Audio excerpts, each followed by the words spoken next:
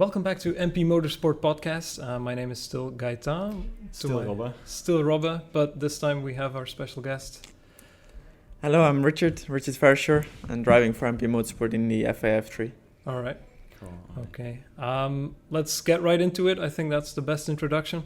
Let's start where it all ended last year in Macau.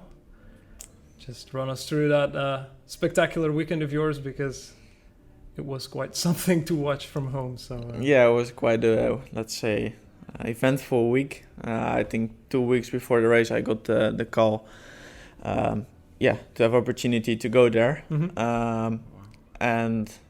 So basically I didn't have massive preparation, but in the end I think I was really excited to go there. I was a bit scared as I saw the races previous years, and you see, obviously, I mean, it's so narrow there. I couldn't imagine myself racing there with an F3 car around this small circuit. The year right after Sophia's crash. Oh, wow. Yeah, well, to be honest, I wasn't really scared of a crash. The narrowness. Safe, I mean, at the end of the day, the cars are quite safe, but to be fair, you go 300 in those streets, and the first corner is quite hard braking, so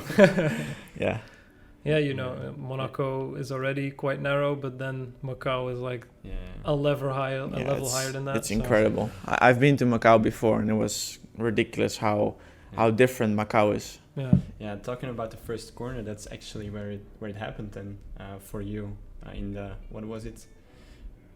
Final. After the safety, after the safety car, how many laps did you have left? 2, 3, I guess. No, I think like 7. 7. Okay. Around 7. Yeah. Well, not that many anymore, I guess. No, well, it felt like many. Exactly, because you had a problem during the race as well, I thought. Well, no, just in the last 3 laps. Those were the 3 longest ones of my life. I can imagine. But he said like not long time to prepare for it. But did you run any simulator tests for? Yeah, I did. That you did. I did one session in Gilserijen in Holland. Just one. That's all you had. Yeah. But I usually do one. Okay. So, and the rest you pick up during free practice. Then. Yeah. All right. Wow. So can you take us through what goes through your head? So it's 2 weeks before the race. They say, Richard, let's go. You're going to Macau. What is the first thing you think? Is it like, oh my God, I only have 2 weeks, or is it like, oh my God, I'm gonna drive at Macau? Well, a bit of both. I mean, I was looking the races back, of course, from previous years. I was trying to pick up as much information as I could. Mm-hmm. And then watching the races, I was like, damn, this is gonna be really cool. Obviously, a bit nervous for the first time going there, but I mean, even when I did the track walk when I arrived there, it was it was still nowhere near the feeling of actually going out for the first lap. Because it was a completely different story. It starts to feel real when you're behind the wheel. Probably. Nice ride. Well, I mean, the first lap I was completely dizzy. Let's say I didn't almost fade away, but I was like really close. I mean, I saw completely black in the first lap. I don't know why. I just wasn't. I didn't know what the feeling was going to be, and my body was not getting used to it as quick as I thought it would. Just because my eyes couldn't keep up with let's say the barriers. The speed of things moving around. And for me the problem was they were yellow and black, and I felt that was a bit the problem, because I don't know, I just saw completely black for like 10 seconds, and after that I started pushing, and then it was all fine. Okay. Then your driving instincts kick in, and and the adrenaline probably maybe. So after Macau, you're actually a proven race winner, as in a big race. Do people look differently at you after that? Definitely. I mean, a lot of new followers everywhere. A lot of people know me from Macau. A lot of followers from China, actually. So that's really nice. But to be fair, after like 3-4 weeks, I was already thinking in my mind, like, I want to continue. I mean, I don't want to be only known from Macau. Well, I think that ties in very nicely into the next question, because you win in Macau. Normally the season starts, I guess, 1-2 months. Formula 3 is later. April? Well, March. End of March. Well, let's say a few months later. Now you have half a year, I think it was. It was way too long. Yeah, how do you keep that feeling of like, I'm doing great? Yeah, it was almost impossible. I mean, we went to Bahrain for the test, and this was really good. The test went really well, and we were supposed to. Well, we flew back after the test, and we were supposed to fly back to Bahrain 2 weeks later. But then, the crisis was there, so we couldn't fly back, and then we had to wait another 4 months, I think. So this was a big shame. So we couldn't really keep the momentum of Macau, but anyway, it was.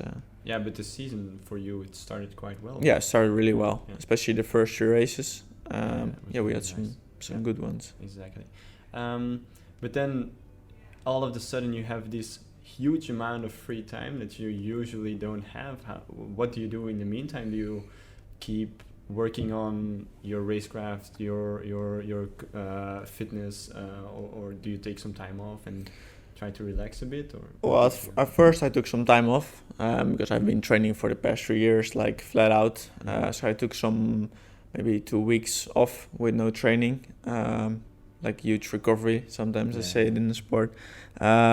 And then I started to pick up the training again, and I did loads of simulator at home. I updated my sim at home.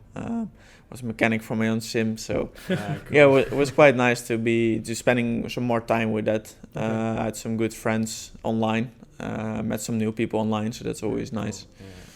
And I started working at my sponsors. They have a lease company, so I started working there to spend some time, because at some point I was just, waking up at 9 or 10, I was doing not so much. I was not doing school. No. So my life got a bit boring, and I wanted to also keep developing myself. So I started working there. It was a nice opportunity. But now I'm racing every week, so I cannot do that anymore. No. But it was good to spend some time.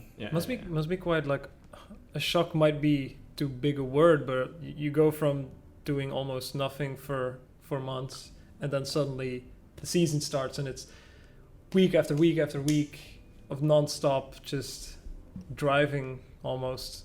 Was that a shock for you, or was it were you just so relieved that you could finally start the season that it just didn't matter anymore? Or no, of course, the last 2 weeks before the first race weekend, you're just really looking forward to it, preparing as much as you can physically, mentally.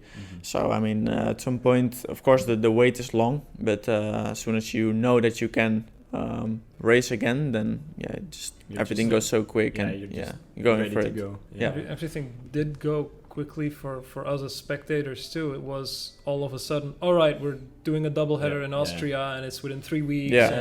For us as well. Suddenly it's just kicked into high gear, and I remember us being here, I think a month and a half before it all started, and everybody was still like, but what are we going to do? The races aren't very much set in stone, which ones, and then they're still being added. There's still questions about are there going to be races after what we're seeing right now? And that's very weird for us, because in a month it all changed, and it's just let's go, we're racing, and it's very nice as well. But I remembered the episode we did with Sander Dorsman. He was it was at that point that a calendar leaked. He was well, some of it might be true, but he's not allowed to say anything. He was well, to be we don't fair, know for sure. But then it was still just a month before it actually started, so it was. To be fair, we already knew quite a lot earlier. Obviously, as soon as it get leaked, it means that it was already there for a few weeks. So. They don't just make it up. You could, but Well, to be fair, sometimes I see things that leak in social media, and then I'm surprised, because then we already know, and I'm surprised how did I know? It's just someone that just or got paid, or was maybe the people need to know this or something. I guess so. I have no idea. Sure. I had another question about the Corona time. Now we're having triple headers, double headers at least every other week. So we have 3 races, maybe a week of rest, 3 races again. Does that take its toll, or do you like it more than just having a race every 2 weeks? Well, now I like it, but I'm sure that after, when it's finished in 3 weeks, then I will not like it, because from September to maybe March, I have nothing again. So obviously now it's really nice and I'm really enjoying it. But to be fair, I wouldn't mind to spread it a bit more over the season. But obviously it's not my choice, and I'm happy to race now. I mean, week after week, it's so nice to spend so much time with my fly. And it's just now it's really nice. Because the Formula 3 season ends in Mugello. Yeah, it does. Then it's already in 3 weeks from now. Yeah, so 6 more races from the day we record, because it's now, I don't know when this is gonna come out, but it's like right before Spa. Yeah. So no. Then it still should be 3 weeks. Should be more or less. So 6 races to go. Yeah. All right. So we talked about continuing a win through the season. But what happens when you have like an off day? You race 2 times each weekend. What do you do when your first race doesn't really go well, and then you need to have that second race? How do you mentally cope with not having? You mean first race in a weekend or first race? The first race in a weekend. So when let's say for example you finish 7th or something, and then you obviously get the reverse grid. Is that something that helps you to be like, okay, I can start on this better position? Yeah, obviously. I mean, you saw it a bit more often this year. For example, Silverstone with Bent. I mean, he finished P8, and we were all a bit like, I mean, he was a bit worried, or let's say he wasn't really happy after the race, and then the next day he won the race because he started on P3. But how do you do this? Like, is this difficult mentally to make that switch? Like, okay, yesterday is over, or is that just naturally to you? Well, yeah, obviously that's the mindset has to be. But yeah, to be honest, the race weekend is just full of emotions. I mean, the one day after quali you can be P12, next day you finish P10, and then the next day you win. I mean, it's so mixed emotions. So that's a good thing about F3. Usually there's a lot of racing, apart from Barcelona, but usually there's a lot of racing. So that normally you have time to get back where you're supposed to be. Just when you start P10 and you're supposed to be on P1 in quali, then you're probably not gonna get there, because the times are so narrow between the drivers. It's crazy indeed. So especially in qualifying, it's all within 1 second sometimes. It's 30 people like bunched up in a second. It's crazy. But the race is even worse because everybody does within 2 tenths.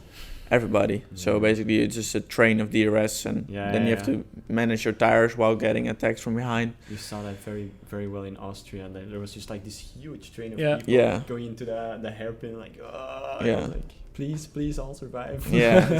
It's insane. But you see crazy overtakes as well then, because you're all so close together, and then it's one daring move that you need to make, or you don't make it, and I think that's very nice to watch.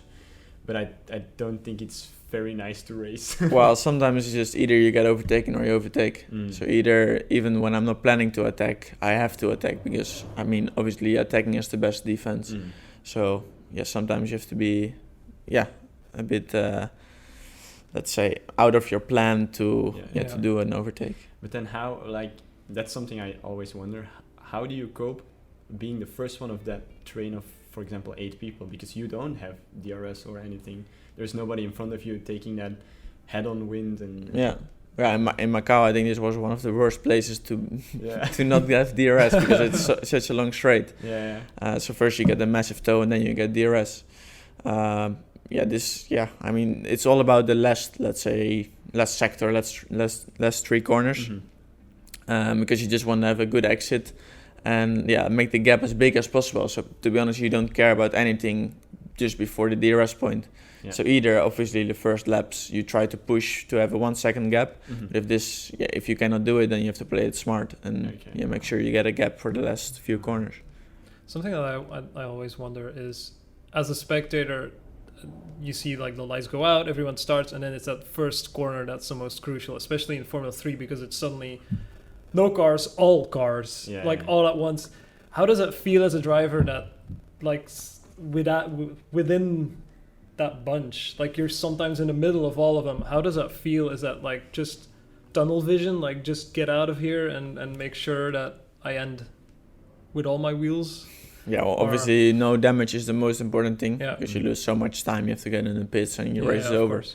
But to be honest, I never really think about that, No. because as soon as you think about crashing, then for sure, the Yeah, chances are higher you will. So basically you just have to go off your feeling. And I always try to look for the gap where no one is, so I could always brake later. But that's obviously everybody's trying that, so it's a bit difficult sometimes, especially with 30 cars. And you can really feel like, because this is my second year full season in F3, and some of the, let's say, rookies are a bit more, let's say, aggressive. They care a bit less. So you can see that some drivers are going a bit without brains and just say like do or die. Yeah. While you can see that the more experienced drivers are a bit more using the head sometimes. Yeah. Sometimes it's better, sometimes not, because 9 out of 10 times it goes well if you take more chance of crashing. But a lot of times as well it's not going well. I think it looks more dangerous or spectacular when you're just looking through a camera. Out of the other corner, and you see everyone and then piles of smoke. But you don't see it when you're driving. I mean, you're just trying to get at some point. I mean, everybody's very close, but it's just for 1 or 2 seconds, and then they move up and they form a line. Basically. Yeah, but to be honest, that's why I never watch F1 because I could watch it at the track if I want to, but I always prefer to watch it from the TV because it just looks nice to have all the information. That's something, as someone who's been like in Spa like twice now. It's like it's a nice experience to be there, but if you really want to watch the race, then you watch it at home. Don't sit in the overpriced grandstands. Just stay at home and watch Formula One TV or something like that. Well, to be honest, I mean, you have to get the experience. I mean, it's so nice to be at the F1 race, and I really recommend to go there. But for me, this doesn't make sense because I've seen it so often. For me, it's not that nice or that special anymore. But I can imagine if you're just someone that never seen it before, then it can be really nice. I think that's the difference. If you go once a year to a track, it's like, wow, that's the highlight of the year, for example. But if you're there like every weekend, it's like, okay, like, I want to go home. It's over for me. Let's go. Yeah. No, I can understand that completely. Yeah, the first race I watched live was in Monza, so I was last year actually. That was pretty insane. Yeah, definitely because Charles won. So everybody was on track and was like, I'm standing on a circuit. Also first time. It's very nice. It's those were one of the night races. Yeah, it's super cool. Definitely with the whole qualifying debacle there. That only Charles got to do is everybody was like waiting. I was in the first corner in the chicane. So everybody was just driving there. I was like, am I watching Formula One now, or is this driver's lessons or something? Well, the good thing is nowadays that you can see, as I compare to 2 years ago, now when people come to watch F1, like actually on the track, they bought a ticket, then they also come like earlier, like at 10 o'clock to watch F3 and F2. Yeah, exactly. Yeah. Before this was a lot less. Yeah. Also, the reason why I went to watch F1 and F2 is, for example, you and MP Motorsport to watch it, because I was here last year, I think, for the Formula One game, something. And that's actually where I got to meet this team basically and meet you. It's a nice team, isn't it? No, it is. I mean, it helps if you watch F2 or F3 if you have someone or like a team you can follow, because there's so many people in both of them. Plus, they don't really have like. You get a story now with Macau and stuff and winning, but there's not really like a story around the drivers that gets into the news or something. Like if you watch Formula One, for example, you know all the big names and they all have their story and this and that. In F2 and F3 you don't really have that yet. No.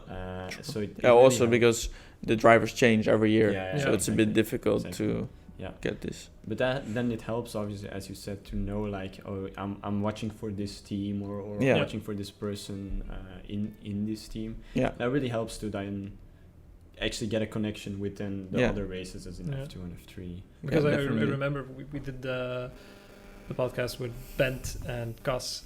I was like, this Bent guy seems really interesting. Let's just like try and focus on him in the race. And then he did like Hungary, and I was like, holy shit, this guy can drive. It's too bad for the penalties, but it's like, all right, that's weird, because I interviewed him like 2 months ago, and it's like, it's just this guy, and then Yeah, I mean, it helps if you know, exactly. or at least try to follow a driver in Yeah. Formula 2 and Formula 3. Well, and that might maybe tie in nicely into the next section, like getting to know a driver. Like, Yeah. You don't really get to know a driver because, I mean, this is a person in a car with a helmet on, and when they get out of the car, they go into the pits, and you can follow the social media, but that's also a bit filtered. So maybe you can tell us a bit about yourself, as in who's the person behind the helmet. We already talked a bit during Corona time. You had a lot of free time. And what did you do? You raced actually on your sim.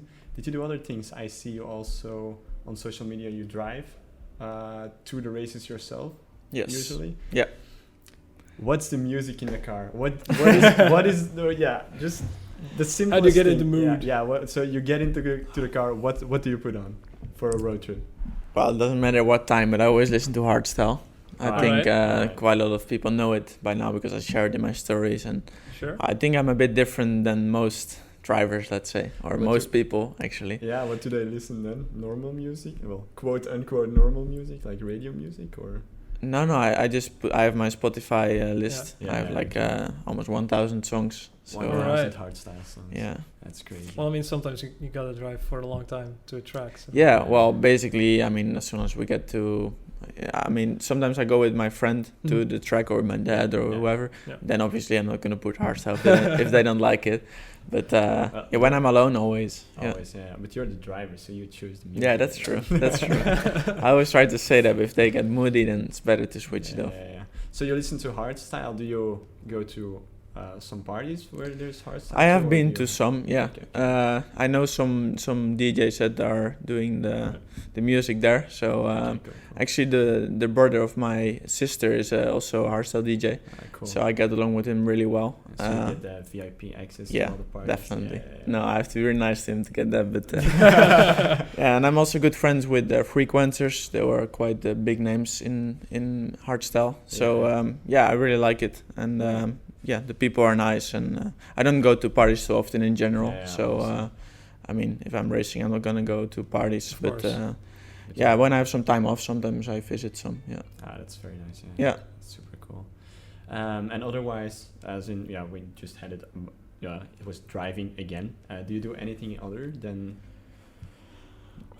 Any other driving- sports driving or and- hobbies and you're, fitness? you're into? Well, I'm such a boring boy next to. No, but it's super obvious because I mean that's your life. Your racing is your life. That's what you gave up a lot of things for, I suppose. Yeah, well, definitely. I mean, I stopped school when I was 16, I think. Yeah, So when I was 15, I moved to Eindhoven. So Yeah. I lived on myself in some top sport campus Mm. for 1 year actually. Then I moved to Dordrecht, Mhm. and I lived with a personal trainer for half a year. So almost 2 years I was away from home. So that's Yeah. where I really grew up, let's say. Yeah. And got a bit more mature to be in yourself. And this was actually a really nice time.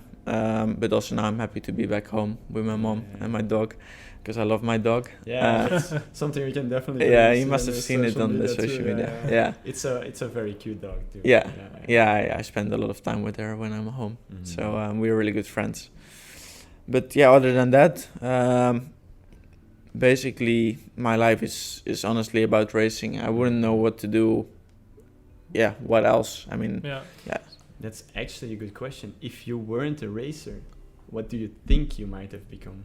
well, one thing is for sure that if I stop racing, I want to be an entrepreneur. I don't want to be, let's say, always working for someone. Mhm. That's Yeah. something that my mindset has been from a long time. Yeah. I don't mind to do it. I still want to do it now because I think I should still learn a lot. But at some point when I'm a little bit older, I want to do doesn't matter in what, to be honest. I just want to learn about some subject and try to Make do it some on your own. make it on my own and start a company. Or I do some coaching, but it also has to do with karting. Yeah. So it's kind of But racing. that makes sense. That there's does a make there's a sense, lot of people in motorsport or ex look motorsport at drivers. Fernando Alonso. He Sure. created his own team now. Yeah, So, Exactly. No, I do it quite often. So I work for my old coach. He's always coached me in go-karting for like 5 or 6 years. We worked together. And basically also now last 4 days I was in Germany coaching 3 girls from one family. And it's really nice to see them get better at racing, overtaking. And I drive myself with my coach. So basically we're driving with 5 or 6 go-karts and we're racing all together. Yeah. And we always get nice comments from outside that people are actually looking at us. So it's really nice. Super cool, Alright, but so you're a karting coach. We go karting quite often. He has never been able to win from me. Let's change it. Yeah, exactly. Do you have some quick game tips for him? Like some things he can think about during the race to beat me? Well, it sounds very obvious, but a lot of people don't do it. But it's actually really important to brake before a corner. Yeah. So a lot of people think full gas is quickest, but it's actually not. And outside, inside is also the most important thing. Those are like the basic tips for go-karting. So never think full gas going into the corner is quicker, because always the exit is gaining more time. Yeah. I've always had this quote like slow is smooth. And being smooth makes you quicker over your entire lap. Yeah, well, it depends a bit. I mean, with karting, yes, the smoother you are, normally it's a bit quicker. But with some car racing, you have, like, if your steering wheel's just going normal, then it's not quick. So you have to be all the way on the limit, and so it depends a bit what car or kart you're in. Currently, you're racing Formula cars. Did you race other cars already too? My own car. No, my dad used to own a BMW Z4. Yeah. We raced sometimes, but very rare, and when I was really young. But to be honest, I never tried other cars than Formula. Okay. Is there another motorsport you'd be interested in to do? If say, for example, starting tomorrow you can't do Formula cars or open wheelers for some reason or other, is there any other league or series that you'd want to try or want to do? Well, I would like to try. I drove once with Daniel de Jong. He's driving GT3 sometimes. I drove with him in Motorland once, and I was actually surprised how much grip there is in those cars. So I was pretty impressed, to be honest. I would like to try it one day for myself. It's honestly really impressive how quick those cars go. Because, well, I expect it's like not a Formula, it doesn't have downforce, let's say. So I expect it to be a lot of sliding and everything, but actually you're going so fast through the corners.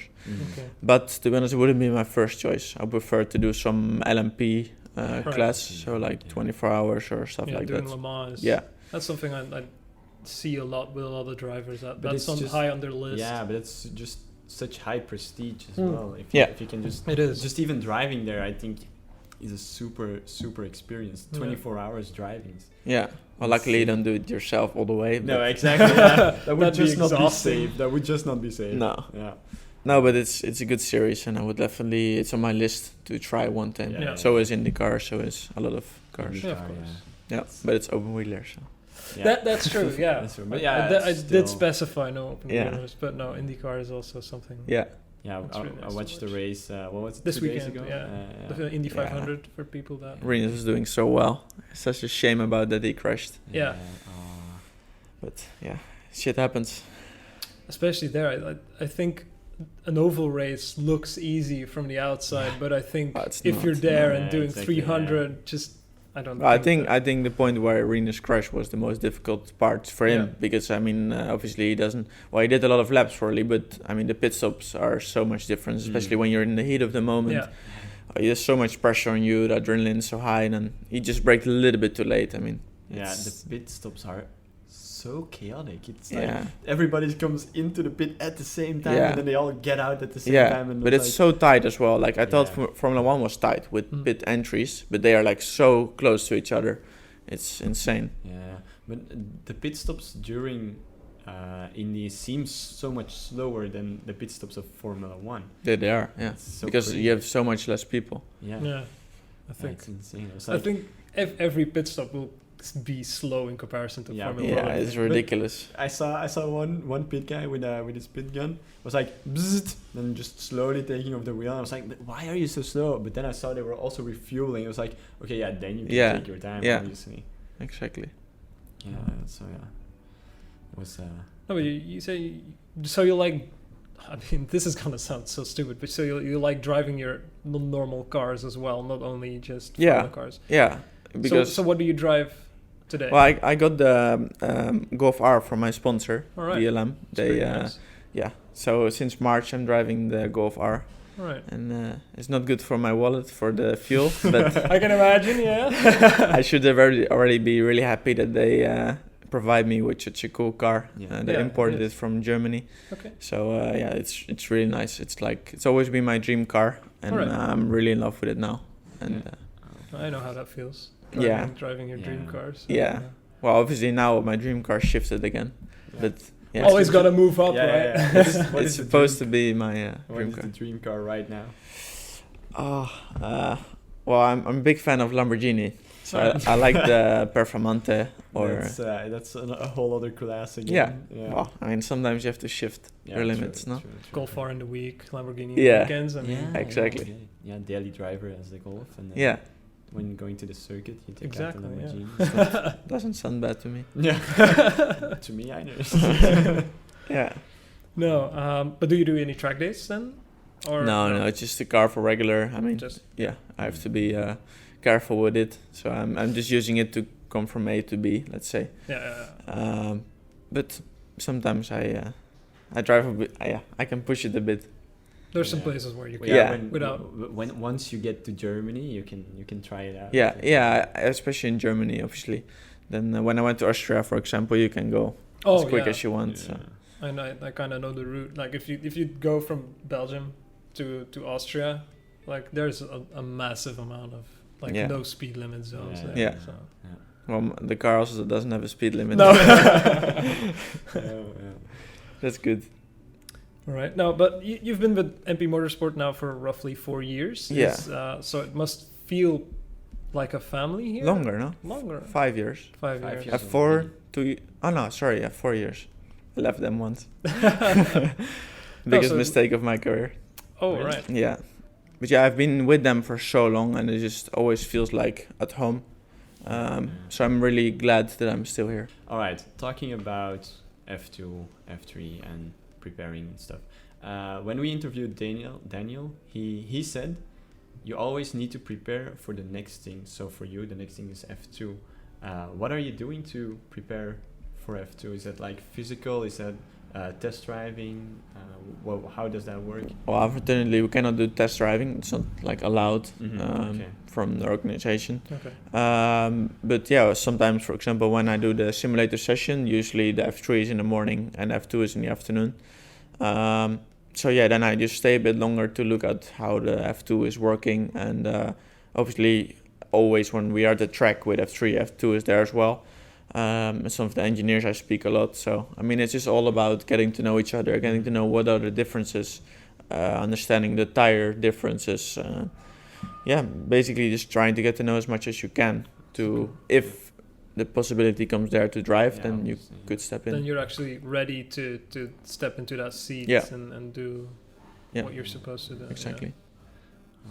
So you're looking to have a seat, if you can talk about that, you're looking to have a seat in Formula 2 next year, or are you not actively working on that part just yet? I mean, I want to continue my career, and I'm convinced that the only good thing for me would be if I really want to make something of it, then I should go to F2. Mm-hmm. That's why I hope that I can show the potential in the last 3 races in F2. In F3.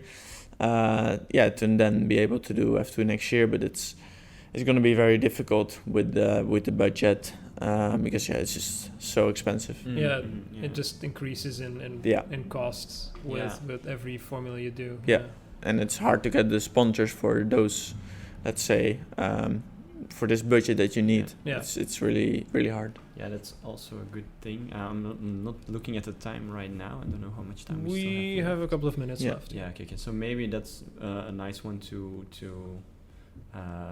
end with. But you said you took some time during the corona to get sponsors and stuff.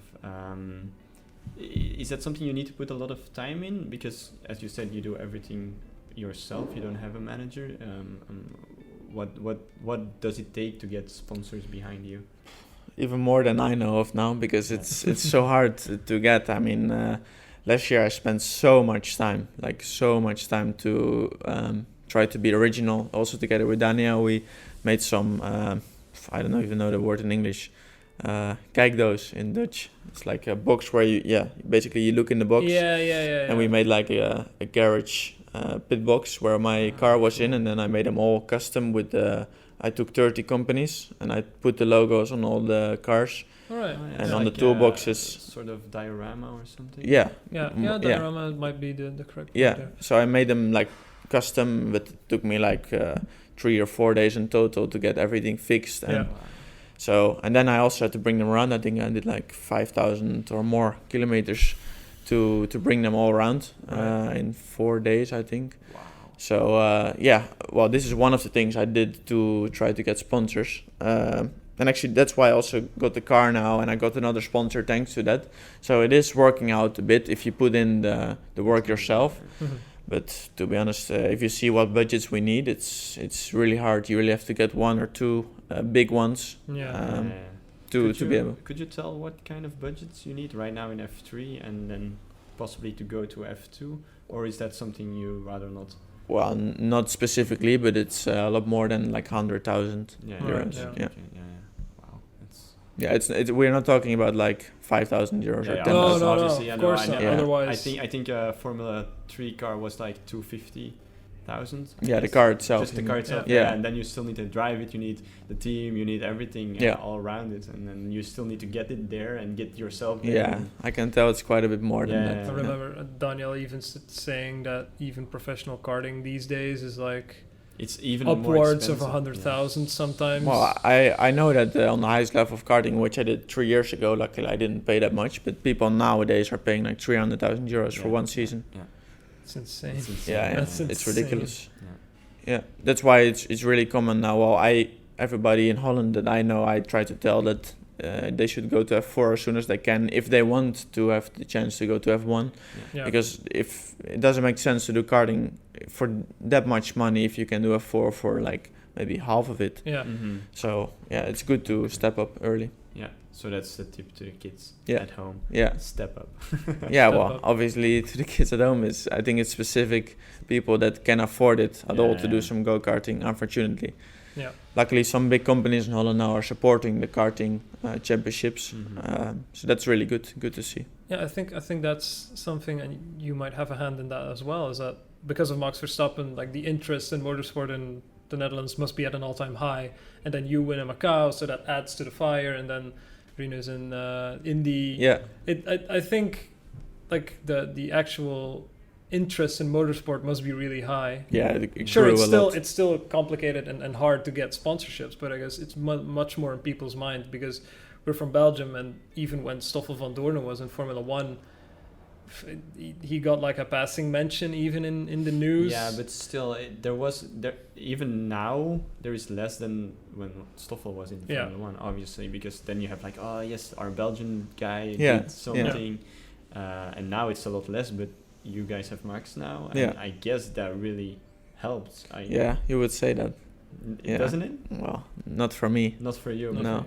Well, I can tell that like the fans are way more looking to F3 and F2, as I mentioned before, also online and following me on social media, and they really like it.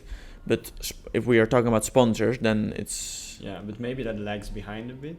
That maybe now that the interest of the fans comes, maybe the interest of the sponsors will follow. But maybe in because a year or something. To be fair, I think there are really good opportunities for companies. Yeah, exactly. And even though I was talking about those big budgets, it's not always that the sponsor.